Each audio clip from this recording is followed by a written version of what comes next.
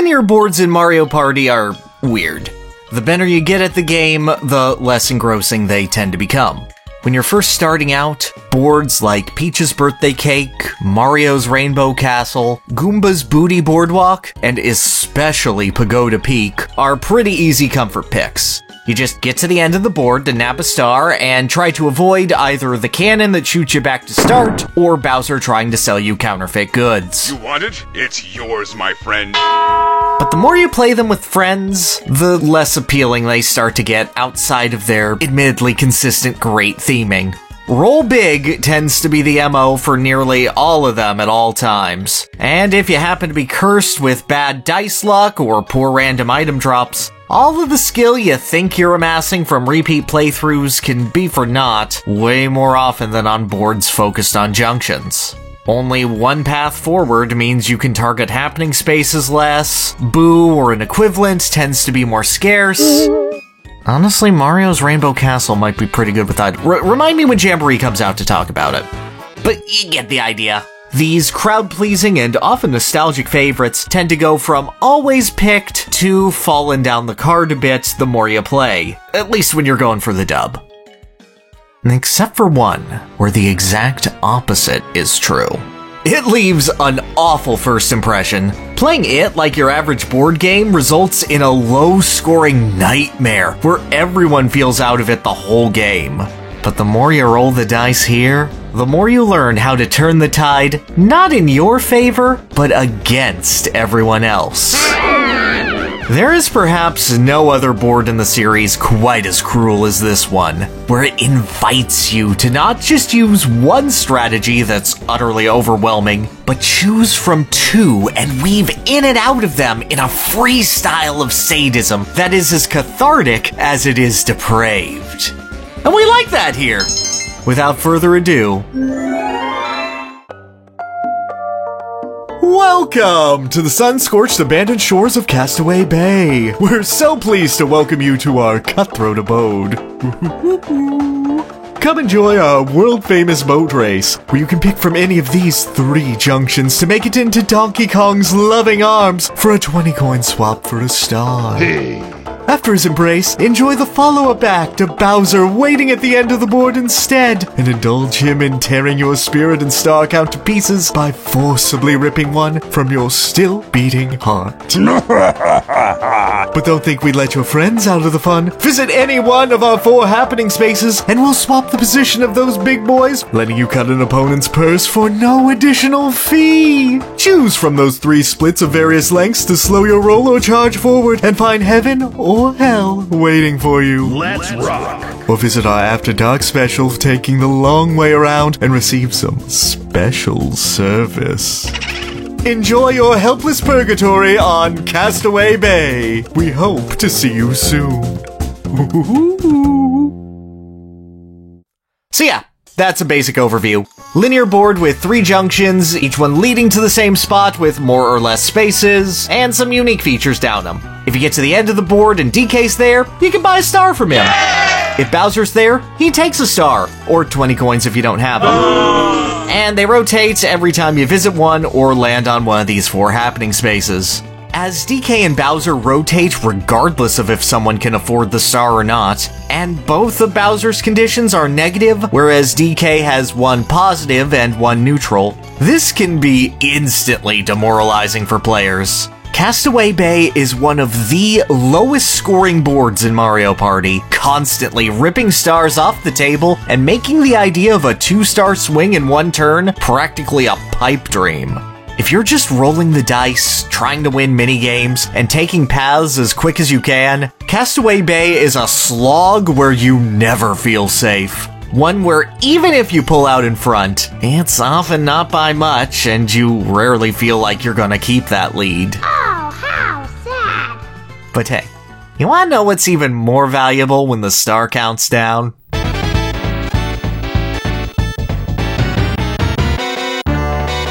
Welcome to bonus stage. Normally, bonus stars are good enough to get you a win in a pinch, with players jousting for 1 or 2 of them in order to hopefully make a comeback on the last turn. But if Bowser is being oppressive and everyone is suffering, All you need are 1 or 2 of these, and you could probably win your average game of Castaway Bay, with nothing more than 1 star and a coin lead on your nearest competition. Minigame Star is always going to come down to test of skill, so the more you play Mario Party 6, the more confident your Castaway Bay game is going to be. It's just simple logic. Get good. Look what they need to mimic a fraction of our power. But the other two, Orb and Happening, create such a fascinating dichotomy on this board that I see almost nowhere else. Going after one of these stars very often means forfeiting the other one, as the orbs you would use to target happening spaces tend to be held until just the right moment, and the orbs that you would use to zoom around the board pick up more orbs ad infinitum, usually missing the single happening spaces available.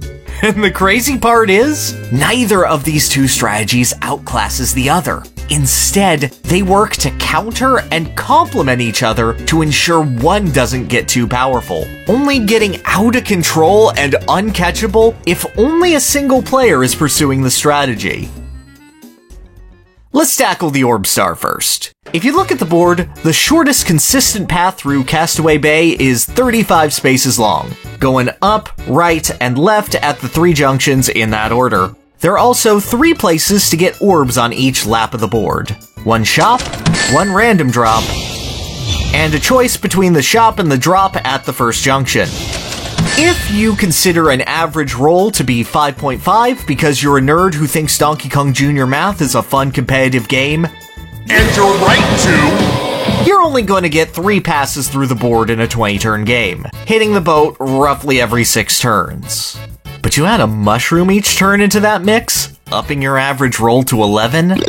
Well, now you're expected to get through this board 6 times on average if you sprint, with some extra left over if you want to take a longer path sometimes. And that's not even talking about the Super Shroom Orb to add to that count with 3 dice rolls. Castaway Bay is such a short board that focusing on pure movement can be a massive boon. If you roll anything higher than a 5 with a Mushroom Orb, you're getting through the board and getting more orbs faster than your opponents. Sure, they could not pop up, but they're a 30% chance minimum as random drops during the first half of the game, and are very cheap investments in the shop that will always pop up when you're low on funds. Now you might be going, charging ahead blindly seems kind of stupid, as you're more than likely to run into Bowser more often than not and set up whoever's behind you for a layup. Waluigi Grabs the rebound! But clearly, you aren't thinking with mushrooms. Mario Party 6 features a day and night cycle on its boards, each one taking 3 turns. And every night, this Boo Valley girl gets to squat in this abandoned house before the landlord destroys it in the morning. Star Steals are a mere 40 coins on this board, and unless you're horribly unlucky or are put into an awful position, high rollers will consistently be able to get to Pink Boo within 3 turns, and either steal from someone about to reach the DK boat, or steal a star for a mere 40 coins whilst not changing the boat's positioning. Why does the boat positioning matter so much when Boo's in the middle of the board? Well, because right in front of Pink Boo is this Shy Guy raft, which costs 10 coins and drops you off a mere 4 spaces in front of the boat dock, and lets you complete your roll. There is about a 50-50 chance that Bowser blasts you and ends your roll right there at the end of the dock, but your whole thing is rolling high.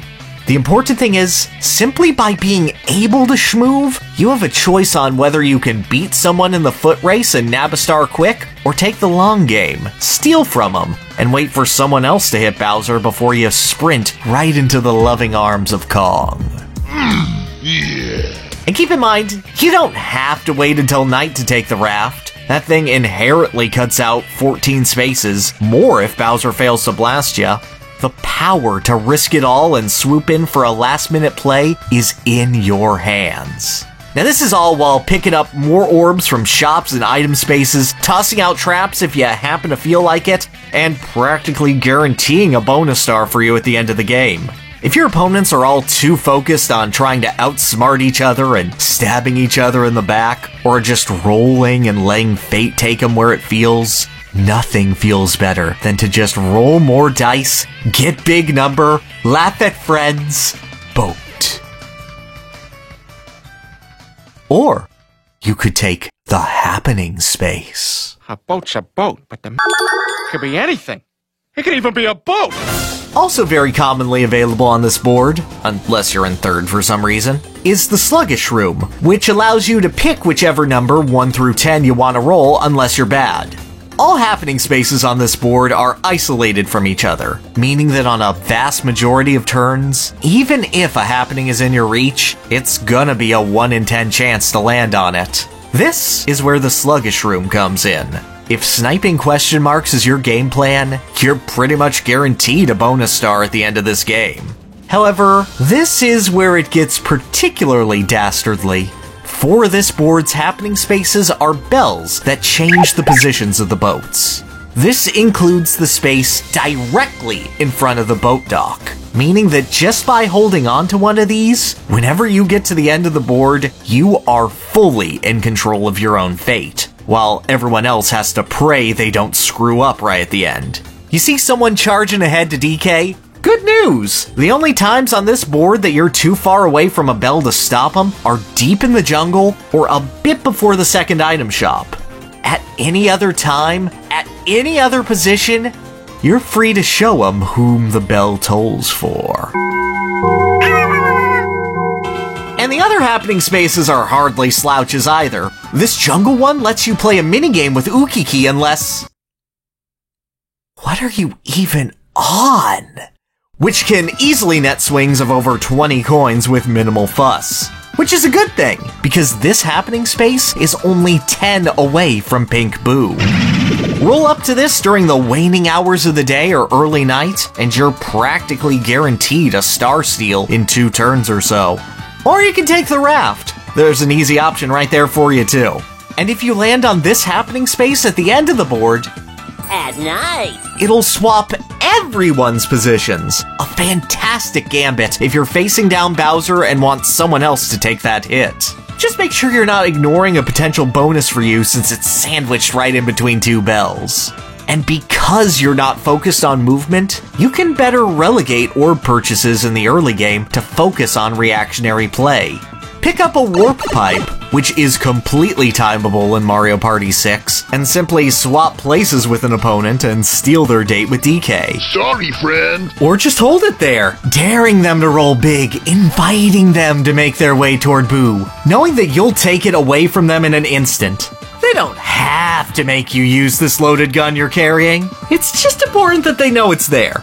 Or a Boo Away orb to ensure that the only one stealing your goods is gonna be Bowser.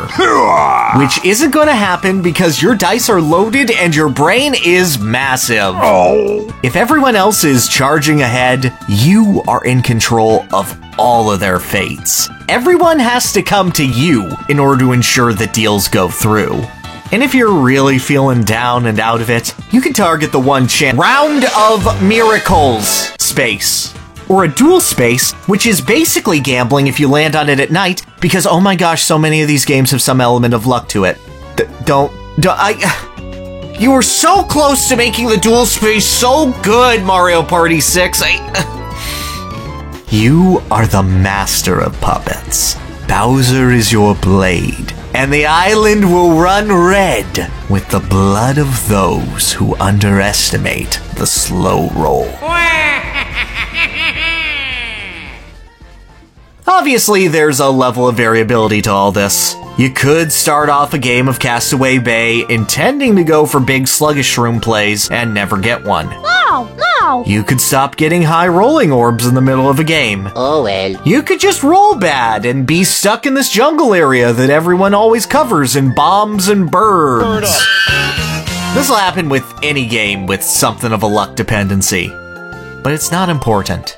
What is important is that you remain flexible with your options. See what openings you can exploit. And please go to the left at the first junction on your first turn. I know a free orb in a shorter path is really tempting, but if you're going up, you want movement and you'll be really pouty and potentially miserable if you get like a spiny orb or something.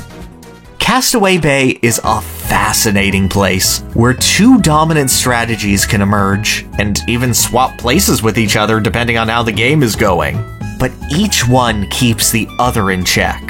High rollers get to be cruel by swapping boats as a matter of course through their game plan, while slow rollers do it manually to trip them up, creating a symbiotic relationship of racing to be in range of your win condition and executing it. Trying to make sure that whatever side has that one bonus star locked down doesn't let the one on the other side run away with it too.